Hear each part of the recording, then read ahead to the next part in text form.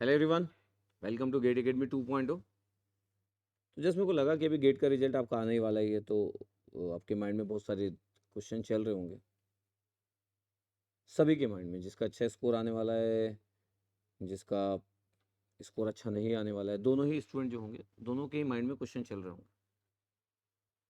जिनका अच्छा स्कोर आ जाता है वो लोग भी थोड़ा परेशान तो होता ही है कि हमको क्या मिलेगा। किसी का कितना भी रैंक आ जाए, किसी का बहुत ही गजब का रैंक आ जाए, तो भी वो सोचता पीएससी जाऊँ कि मैं आईआईटी में जाऊँ। ये दुविधा तो रहती है। उसको लगता है ऐसा तो नहीं कि पीएसयू गया और उसके बाद 10 साल बाद मेरे को लगा कि मैं गलत डिसीजन ले लिया, मेरे को आईआईटी जाना चाहिए था। ये जो आईआईटी जाने वाला रहता है उसको लगता है ऐसा तो नहीं कि मैं अपनी ज़िंदगी में इतना सिक्योरिटी मिल रही थी पीएसयू की, तो मैं आईआईटी में रिस्क तो नहीं लूँगा। हो सकता है वहाँ पे प्लेसमेंट का कुछ इधर-उधर हो गया, कुछ ऐसा कुछ हो गया कि 2 साल बाद मेरी सिचुएशन इधर-उधर हो गई। तो हर व्यक्ति परेशान रहता है, मतलब ज़िंदगी में हर वो चीज़ जो उसके पास नहीं है उसमें परेशान होगा। अगर वो एमटेक जाएगा तो वो पीएसयू को लेके परेशान होगा, पीएसयू अगर जाएगा तो एमटेक को लेके परेशान होगा, यकीन मानिए आप। अब ये तो हो गया हाई स्कोर वाले लोगों की।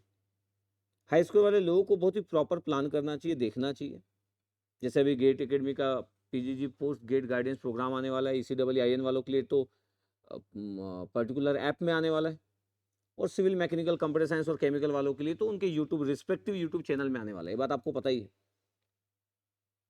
बहुत सारे लोगों को नीति मुंबई के बारे में आइडिया नहीं होता है, बहुत सारे लोगों को आइडिया होता है, लेकिन कई लोगों को नहीं पता चलता कि मेरे को नीति मुंबई क्यों जाना है। सबसे पहले आपको अपने बारे में पता होना चाहिए कि आप कहीं जाना चाहते हो तो क्यों जाना चाहते हो। मेरे को पता है कि आप लोगों का माइंड में सबसे ज़्यादा जो पॉइंट ऑफ व्यू होता है वो ये होता है कि सर पैसा कौन ज़्यादा देगा। ठीक है, ये आपके माइंड में होता है, लेकिन फिर भी मेरे को लगता है कि इंटरेस्ट बहुत इंपॉर्टेंट चीज़ है, बहुत इंपॉर्टेंट चीज़ है इंटरेस्ट। अब उनकी बात करते हैं जिनका स्कोर ही नहीं आ रहा होगा, जिनका स्कोर जो आ रहा होगा मिड में होगा, और जिनको लग रहा होगा कि एनआईटी के किसी कॉलेज में अपन एडमिशन ले लेते, या कोई अच्छी ब्रांच किसी नॉर्मल कॉलेज में ले लेते, या एक अच्छे कॉलेज में नॉर्मल ब्रांच ले लेते। तो ये बड़ा जद्दोजहद रहता है कि एक अच्छी ब्रांच के साथ नॉर्मल कॉलेज, या एक नॉर्मल ब्रांच के साथ एक अच्छा कॉलेज। ये बड़ा जद्दोजहद रहता है और इसमें बहुत प्रॉब्लम होती है। कोई गाइड करने वाला नहीं होता है, समझ नहीं आता है कि मेरे को वीएलएसआ एक नॉर्मल कॉलेज में मिल रहा है और एक अच्छे एनआईटी में मेरे को एक नॉर्मल सी ब्रांच मिल रही है, मेरे को क्या सिलेक्ट करना चाहिए। ये जद्दोजहद तो हमेशा बनी रहती है, बट फिर भी ये जद्दोजहद भी ठीक है। तो जो टॉप मॉडल, जो टॉप लेवल पे है, जो टॉप मॉडल वाले पे है, उनके साथ जो जद्दोजहद है कि मेरे को क्या मिलना चाहिए, ऐसी जद्दोजहद में कोई प्रॉब्लम नहीं ज़िंदगी में, कुछ ना कुछ तो मिलेगा ही अच्छा कुछ। उसके बाद मैं जो बोला कि वहाँ जो जद्दोजहद है वहाँ पे कोई प्रॉब्लम नहीं। उसके बाद वाली जो जद्दोजहद है वो बड़ी पेनफुल होती है कि सर मेरा स्कोर कार्ड ही आ रहा है सर, 5000 रैंक आ रहा है सर, समझ नहीं आ रहा सर कि मैं एक कॉलेज ज्वाइन करूँ या फिर से प्रिपरेशन करूँ। एक व्यक्ति जिसका स्कोर कार्ड ही आया है बस एकदम, सर 34 नंबर आ रहा है सर, स्कोर कार्ड 33 में आया था, क्या लगता है मेरे को इस बार करना चाहिए कि नहीं करना चाहिए, उसकी जद्दोजहद बड़ी है। बहुत सारे लाखों स्टूडेंट जैसे जिनका स्कोर कार्ड ही नहीं आया, उनको ये समझ नहीं आता है कि मेरे को एक बार और गेट का एग्जाम देना चाहिए कि नहीं देना चाहिए। जो थर्ड ईयर वाले लोग हैं उनका स्कोर कार्ड नहीं आता तो भी वो गेट का एग्जाम देंगे, क्योंकि तो थर्ड ईयर में दिए थे तो वो मान सकते हैं कि वो प्रिपरेशन किए नहीं, ऐसी मस्ती में दे दिए। जो लास्ट ईयर वाले लोग हैं वो लोग भी ड्रॉप लेंगे कि चलो अभी लास्ट ईयर में थे, गेट का एग्जाम स्कोर कार्ड नहीं भी आया तो चलो एक साल का ड्रॉप लेते और अच्छा करते। तो थर्ड ईयर और लास्ट ईयर वालों के साथ जद्दोजहद अगेन उतनी नहीं है। थर्ड ईयर वालों के साथ तो बिल्कुल नहीं है, क्योंकि वो लास्ट ईयर में है, तो अब उसको डिसीजन लेना है कि उसको क्या करना है, तो कोई बात ही नहीं, बी कंप्लीट हुआ नहीं है। ड्रॉप लेना इंडिया में बड़ा नॉर्मल है। इंडिया में 99% लोग ड्रॉप लेते हैं, चाहे वो 12th के बाद आईआईटी जेईई का एग्जाम हो, चाहे वो गेट के बाद आपके पास, मतलब आपके बी के बाद गेट का एग्जाम हो, चाहे अपने ग्रेजुएशन के बाद सिविल सर्विसेज का एग्जाम हो, इंडिया में 99% लोग ड्रॉप लेते हैं, तो वो बड़ा नॉर्मल चीज़ है। सबसे ज़्यादा परेशान वो होगा जिसका फर्स्ट ड्रॉप लिया और उसका स्कोर कार्ड नहीं आया। उसको समझ नहीं आ रहा होगा कि स्कोर कार्ड नहीं आया, मेरा फर्स्ट ड्रॉप हो गया, तो मेरे को सेकंड टाइम गेट का एग्जाम अपियर होना चाहिए कि नहीं होना चाहिए। क्वेश्चन यस या क्वेश्चन नो, मतलब उस क्वेश्चन का आंसर। अगर क्वेश्चन का आंसर यस है तो उसको फिर पता होना चाहिए कि ये अगले बार भी तो ऐसा नहीं हो जाएगा, अगर मेरे को अपनी प्रॉब्लम नहीं पता चली तो रिस्क बढ़ जाएगा। क्योंकि एक बार आप ड्रॉप ले चुके हो और स्कोर कार्ड नहीं आया, तो आप अगर फिर से ड्रॉप लेने जाने वाले हो तो ऐसा तो नहीं कि रिस्क लेने जा रहे हो। और अगर आपका आंसर है कि नहीं अब गेट नहीं देना, तो फिर आप क्या करने वाले हो, सर वो नहीं पता। तो मैं बोल रहा हूँ आपको ये नहीं पता कि आपको एक बार आप अच्छा नहीं कर पाए और आपको गेट के बाद क्या करना है नहीं करना है ये भी नहीं पता आपको। ये भी तो बड़ा रिस्की है कि आपको ये भी नहीं पता कि क्या करना है, सर समझ नहीं आ रहा सर क्या करें।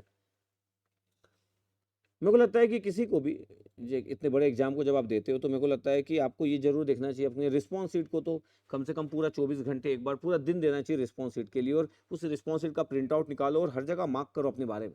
क्योंकि उस रिस्पॉन्स शीट का जो भी एनालिसिस है वो आपका एनालिसिस है, क्योंकि वो आपकी रिस्पॉन्स शीट है। ऐसा नहीं किसी AIR 1 का रिस्पॉन्स शीट देख रहे हो, अपनी रिस्पॉन्स शीट है, प्रिंट आउट निकालो। उसमें मार्क करो, आपका जो सही है उसको सही मार्क करो, जो गलत है गलत मार्क करो, जो आपसे बना नहीं उसमें मार्क करो कि तो बना ही नहीं, अटेम्प्ट ही नहीं हो पाया, और वो सब जगह पे फोकस करो जो आपको आता था लेकिन गलत हो गया, वो परसेंटेज कितना है, वो परसेंटेज कितना है। फिर ये चेक करो कि जो न्यूमेरिकल आंसर टाइप क्वेश्चन है उसमें से कितने सही हुए, कितने क्वेश्चन आए थे, कितने सही हुए। तो आपको एक एनालिसिस करने के बाद आप इस नतीजे पे पहुंचेंगे, इस कंक्लूजन पे पहुंचेंगे कि अगले बार आपको क्या करना है, अगली बार आपको प्रिपरेशन करना है नहीं करना है। और सेकंड इंपॉर्टेंट चीज है कि आपको अपने बारे में ये भी तो पता है ना कि मैं पिछले 1 साल में क्या किया, पिछले 6 महीने में क्या किया।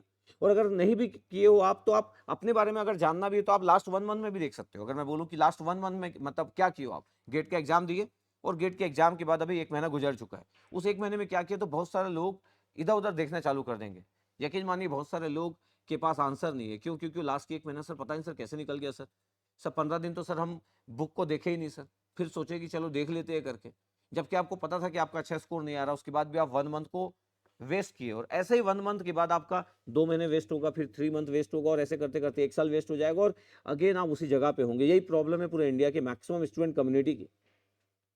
उनको अपने टाइम की बहुत ज्यादा वैल्यू नहीं है, उनको अपने टाइम की उतनी ज्यादा वैल्यू नहीं है। तो ये देखना होता है कि फिर अगर ऐसा है सच में, तो फिर आपको अपनी जिंदगी को लेकर शिकायतें नहीं होना चाहिए। आपको अपनी ज़िंदगी को लेके शिकायतें नहीं होना चाहिए कि सर मेरी ज़िंदगी में ये अच्छा नहीं हुआ, क्योंकि आप अपनी ज़िंदगी अपनी मर्ज़ी से जिए हो। एक बी करने वाले जो स्टूडेंट्स हैं उसकी ज़िंदगी के फेलियर के लिए इस दुनिया में कोई भी रिस्पॉन्सिबल नहीं है। चाहे वो स्टूडेंट मानता हो कि मेरे टीचर रिस्पॉन्सिबल है, वो स्टूडेंट मानता है कि मेरा फ्रेंड सर्कल रिस्पॉन्सिबल है, वो स्टूडेंट मानता है कि मैं रिलेशनशिप में था वो रिस्पॉन्सिबल है, वो स्टूडेंट मानता है कि मेरे घर का माहौल अच्छा नहीं था, वो स्टूडेंट मानता है कि मेरे मम्मी पापा ज़्यादा सपोर्ट ही नहीं थे, वो स्टूडेंट मानता है कि मेरे अराउंड में डिमोटिवेशन ज़्यादा था, वो स्टूडेंट मानता है कि ऑनलाइन के कारण मेरा रिजल्ट नहीं आ पाया। आपके एक्सक्यूज देने से कुछ फर्क नहीं पड़ता, कुछ भी नहीं होता है। आप किसी को भी रिस्पॉन्सिबल बना लो, इस दुनिया में आपसे किसी को क्या लेना देना, आप किसी को रिस्पॉन्सिबल बना दोगे उससे क्या ही हो जाएगा। तो आप एक्सक्यूज अगर कितना भी देते रहोगे, आपके फेलियर को छुपा नहीं पाओगे आप। इसलिए लोगों पे दोष मत दो। अगर कोई रिस्पॉन्सिबल है आपके फेलियर के लिए तो आप खुद हो। आपके सक्सेस के लिए बहुत सारे लोग रिस्पॉन्सिबल हो सकते हैं, वो टीचर रिस्पॉन्सिबल हो सकता है, वो कोचिंग इंस्टीट्यूट रिस्पॉन्सिबल हो सकता है, आपके कुछ स्पेशल फ्रेंड रिस्पॉन्सिबल हो सकते हैं, आपके पेरेंट रिस्पॉन्सिबल हो सकते हैं, आपका एनवायरनमेंट रिस्पॉन्सिबल हो सकता है। तो जब आप कुछ सक्सेसफुल होते हो तो बहुत सारे पैरामीटर रिस्पॉन्सिबल होते हैं आपके सक्सेस के। आप सक्सेस को सिंगल नहीं ले सकते, आप इंडिविजुअल सक्सेस के आप मतलब आप इंडिविजुअल सक्सेस को आप कंसिडर नहीं कर सकते कि मेरा है। लेकिन प्रॉब्लम क्या है, मैं देखता हूं अभी बहुत सारे लोगों में, जब कोई व्यक्ति सक्सेसफुल होता है तो उसका एटीट्यूड चेंज हो जाता है, उसको लगता है कि सक्सेस मेरी है। और जब वो फेलियर होता है तो वो लोगों को ढूंढता है अपने फेलियर को उसके ऊपर डालने के लिए। तो कितना अजीबो गरीब है ये चीज कि अपने सक्सेस को लोगों से शेयर करना चाहिए और अपने फेलियर को एक्सेप्ट करना चाहिए। लोग अपने सक्सेस को एक्सेप्ट करते हैं कि ये सक्सेस जो है इसके लिए मैं रिस्पॉन्सिबल हूं, मैं बहुत मेहनत किया था, किए होंगे आप। और फेलियर के लिए वो पैरामीटर ढूंढते हैं कि कोई ना कोई तो चीजें रिस्पॉन्सिबल होगी, ऑनलाइन, टीचर्स, इंस्टीट्यूट, पेरेंट्स, घर का माहौल, सोसाइटी का माहौल, उसके पड़ोस का माहौल, सब कुछ वो कुछ ना कुछ सर्च करते रहते हैं। ये तरीका दोनों ही लोगों के लिए गलत है। अगर आप अच्छा परफॉर्म करते हो और आप शेयर नहीं करते हो अपने सक्सेस को, यकीन मानिए एक दिन आप उतने सक्सेसफुल नहीं हो पाओगे। क्यों? क्योंकि ऐसा तो है नहीं कि आपका रैंक आ गया तो आप पूरी दुनिया जीत गए, ऐसा तो है ही नहीं। जो लोग बहुत लंबे समय तक सक्सेसफुल रहते हैं, बहुत लंबे समय तक, ये तो आपका एक स्टेप है। ऐसे आप 100 स्टेप में हर बार आप स्टार बनोगे, तब आप जिंदगी में कुछ मैजिक क्रिएट कर लोगे। सिर्फ एक एग्जाम के निकालने से सिर्फ मैजिक क्रिएट नहीं होता है। अभी तो आपकी बहुत सारी जर्नी बची है। हाँ, आप बहुत सारे लाखों लोगों से आगे हो, नो डाउट, बिल्कुल आप अच्छा परफॉर्म किए तो इसलिए शेयर करना चाहिए अपने सक्सेस को। अभी आपका रिजल्ट आने वाला है, बहुत सारे लोग कॉल करेंगे आपको, पैसे भी देंगे आपको, पैसे भी आप ले लोगे, लेकिन आप जेन्युइन हमेशा बने रहिए। आप किसी को अगर आपसे कोई पूछता है तो इंडिविजुअल उसको सही आप गाइड कीजिए, उसको गलत गाइड मत कीजिए, किसी गलत जगह मत भेजिए अगर जहां पे आपको नहीं पता था। अगर आप किसी इंस्टीट्यूट के बारे में नहीं जानते तो वहां पे आप मत उसको सजेस्ट मत कीजिए, किसी स्टूडेंट को, अपने जूनियर को, अपने कलीग को, आप उसके साथ गलत कर रहे हो। ठीक है, आप अपना पैसा ले लिए और उसके बारे में बोल दिए कि चलो वहां पे आप अगर एक टेस्ट भी दिए थे तो बोल दिए, या फिर आप कोई किसी का कोई भी चीज अगर परफॉर्म किए थे आप तो वहां बोल दिए, लेकिन आप गाइड गलत मत कीजिए। इस चीज को ध्यान रखिएगा, क्योंकि एक टॉपर्स की रिस्पॉन्सिबिलिटी बनती है, क्योंकि उसको लोग देखते हैं, एक सोसाइटी के लिए उसकी रिस्पॉन्सिबिलिटी बनती है। लोग उसी को देखते, उसी को देख के अपना डिसीजन चेंज करते। तो आपके एक रॉन्ग गाइडेंस से किसी की जिंदगी बर्बाद हो सकती है, खराब हो सकती है। इस चीज को हमेशा जानिए। और जितने लोग भी अच्छे परफॉर्म नहीं कर पाते, वो अपने में एटीट्यूड लेके आइए। आप अपने फेलियर को शेयर मत कीजिए, लोगों पे मत डालिए। सिर्फ वो इंडिविजुअल का फेलियर है, सक्सेस सबकी है और फेलियर इंडिविजुअल का है। ये तरीका अगर आपका जिंदगी में होगा तो आज से 10 साल बाद, 15 साल बाद आप देखोगे कि आप लाखों की नहीं, करोड़ों की भीड़ में अपने आप को अलग पाओगे। और आपका ये एटीट्यूड नहीं है, आप अपने फेलियर को किसी को रिस्पॉन्सिबल बनाना चाहते हो अपने फेलियर के लिए, तो आपके फेलियर अभी तो बहुत सारे हैं। और अभी तो जिंदगी में बहुत सारा फेलियर बचा ही है आपका। कितने बार किस किस को पकड़ोगे आप अपने फेलियर के लिए। और अगर आप सक्सेसफुल हो, यकीन मानिए जिंदगी में फेलियर भी आएगा। क्यों? क्योंकि आप सक्सेस को शेयर करना नहीं जानते हो। यही जिंदगी एक्चुअली। सब लोग अपने प्रेजेंट पे बिलीव करते, लोगों को नहीं पता फ्यूचर क्या होने वाला है। लोगों को आइडिया ही नहीं अपने फ्यूचर का। और कैसे आइडिया होगा? आपको पता है क्रिकेटर जब क्रिकेट स्टार्ट करता है और इंटरनेशनल क्रिकेट अगर खेलता है तो अपने आप में बड़ी बात है इंडिया टीम के लिए खेलना। लेकिन आपको पता है कि कई बार ऐसे प्लेयर होते हैं जो पहले मैच में खेलते हैं और बहुत ही अच्छा परफॉर्म करते हैं, उसके बाद हमेशा के लिए अननोन हो जाते हैं, उनको कोई नहीं जानता है इस दुनिया में। बहुत सारे एक्टर्स, एक्ट्रेस फिल्म इंडस्ट्री में आते, एक मूवी सुपरहिट देते, उसके बाद 5 मूवी फ्लॉप देते, उसके बाद गायब हो जाते इस इंडस्ट्री से। क्यों होता होगा ऐसा? कभी सोचे नहीं होंगे आप? तो जितने लोग भी सक्सेसफुल है, मैं उनको बता रहा हूँ कि वो थोड़ा सा केयर करना। बड़ी जल्दी सक्सेस वाली चीजें जो आपके हाथों से निकल जाती है, क्योंकि आप अकेले ऐसे नहीं हो। इसलिए बोला सक्सेस को शेयर करो और डाउन टू अर्थ रहो हमेशा। जो भी टीचर आपको पढ़ाया है उससे बात करने का नजरिया आपका चेंज नहीं होना चाहिए। जिस इंस्टीट्यूट से आप पढ़े हो उसके रिस्पेक्ट में आपका नजरिया चेंज नहीं होना चाहिए। जो फ्रेंड्स आपको हेल्प किए, आपके प्रिपरेशन का जो दौर था, आप उस फ्रेंड्स को कभी भी ना भूले। जो लोग भी रिस्पॉन्सिबल थे आपकी जिंदगी में उस सक्सेस के लिए, उनका एहसान कभी भी ना भूले और डाउन टू अर्थ रहे, ग्राउंड लेवल पे रहे आप। यही आपकी जर्नी आपको नेक्स्ट लेवल पे ले जाएगी। अगर आप ग्राउंड से उठे और आप सोच लिए कि मैं ही हीरो हूं, यकीन मानिए आप ऐसे आपके जैसे भी हजारों लोग तो हीरो होंगे। अब इन हजारों लोगों में से अगले 10 साल बाद इस दुनिया में किसका नाम होता है, ये तो आपके एटीट्यूड से डिसाइड होगा। ये आपके एटीट्यूड से डिसाइड होगा, ये आपके आज के रैंक से डिसाइड नहीं होगा। आज के रैंक से 6 महीने का फेम है, 1 साल का फेम हो सकता है, ये आपकी जिंदगी भर का फेम नहीं हो सकता है। नहीं, इस चीज को ध्यान रखिएगा।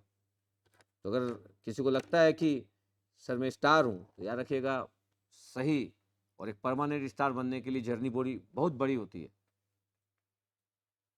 जैसे कि आपकी जिंदगी का फेलियर आपके एग्जाम का फेलियर नहीं हो सकता, वैसे आपकी जिंदगी का सक्सेस एक एग्जाम का सक्सेस नहीं हो सकता। आप गेट में गजब रैंक लाते हो, आपकी जिंदगी गजब हो जाएगी, एग्जैक्टली ऐसा भी नहीं है। और अगर गेट में आप फेलियर होते तो आपकी जिंदगी फेलियर हो जाएगी, एग्जैक्टली ऐसा भी नहीं है। ये एक्सेप्ट करना कि आप फेलियर और गेट के एग्जाम में आपकी जिंदगी फेलियर है, ये टोटली गलत है। सिमिलरली गेट के एग्जाम में आप सक्सेसफुल हो और आप डाउन टू अर्थ नहीं रह पाते हो और आप हवा में उड़ते हो और आपको लगता है कि मेरी जिंदगी सक्सेसफुल है, आप इस समय भी गलत हो। दोनों ही केसेस गलत है, आपको समझना पड़ेगा। जो आज गिरा है वो उठ सकता है और जो आज भाग रहा होगा दुनिया की बहुत सारी भीड़ से हटके, वो गिर भी सकता है। तो गिरने वाले उठ भी सकते हो और जो दुनिया से बहुत आगे भाग रहे वो गिर भी सकते हैं। दोनों ही स्टूडेंट लोग के लिए बहुत ही इंपॉर्टेंट चीज है सब चीज। तो इसको ध्यान में रखना चाहिए आपको, इसको मिस ना करें आप, ये आपके काम आएगा। आपका जो फेलियर है वो परमानेंट नहीं है और आपका जो सक्सेस है वो भी परमानेंट नहीं है। ना तो फेलियर किसी का परमानेंट होता है, ना तो सक्सेस किसी का परमानेंट होता है। हाँ, फेलियर परमानेंट हो सकता है अगर आपका एटीट्यूड चेंज ना हो, आपकी प्लानिंग चेंज ना हो, आपकी स्टडी चेंज ना हो, आपका डेडिकेशन लेवल वो नहीं हो, आपका वो एफर्ट नहीं हो, तो ये फेलियर परमानेंट हो सकता है। हर बार आप फेल होते रहेंगे, हर बार आप फेल होते रहेंगे और ये चेंज नहीं होगा।